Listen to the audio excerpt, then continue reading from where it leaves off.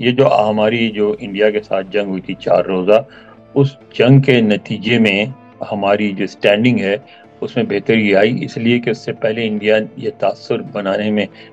کسی حد تک کامیاب ہو گیا تھا کہ پاکستان بہت کمزور ہو چکا ہے معاشی طور پہ، فوجی طور پہ، اور پاکستان تو اپنا دفاع کرنے کے بھی قابل نہیں ہے، تو اب پاکستان کی کوئی اہمیت نہیں ہے۔ آپ نے دیکھا ہوگا کہ ایون جو عرب ممالک ہے وہ ہم سے ایک ڈسٹنس رکھنے لگے تھے، اور وہاں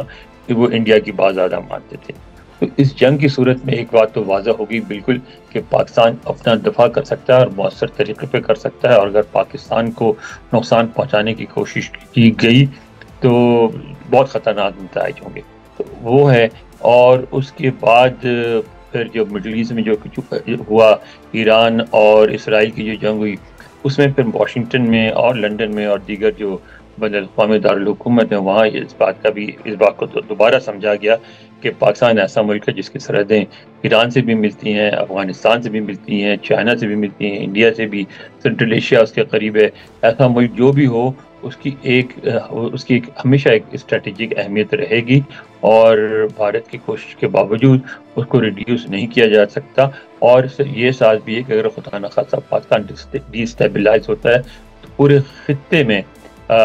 بڑی تباہی مچے گی، اور یہ نہ صرف پاکستان بلکہ چین، بھارت اور ایون امریکہ کے مفاد میں ہے کہ پاکستان ایک اسٹیبل ملک کے طور پہ قائم رہے۔ تو اس حوالے سے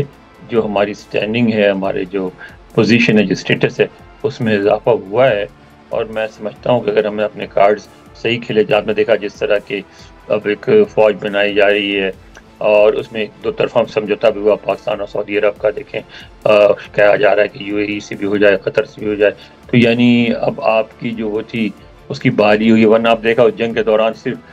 ترکی نے آپ کی کھل کے حمایت کی تھی، اور اس کے بھی ترکی کا بائیکاٹ، تجارتی اور سوشل بائیکاٹ کرنا شروع کیا تھا انڈیا نے وغیرہ وغیرہ، لیکن اب ترکی نہیں، سارے ممالک آپ کے حمایت میں بول رہے ہیں۔ تو میں سمجھتا ہوں کہ بالکل ہمارا جو ہماری سٹینڈنگ ہے اس میں بہتری آئی ہے۔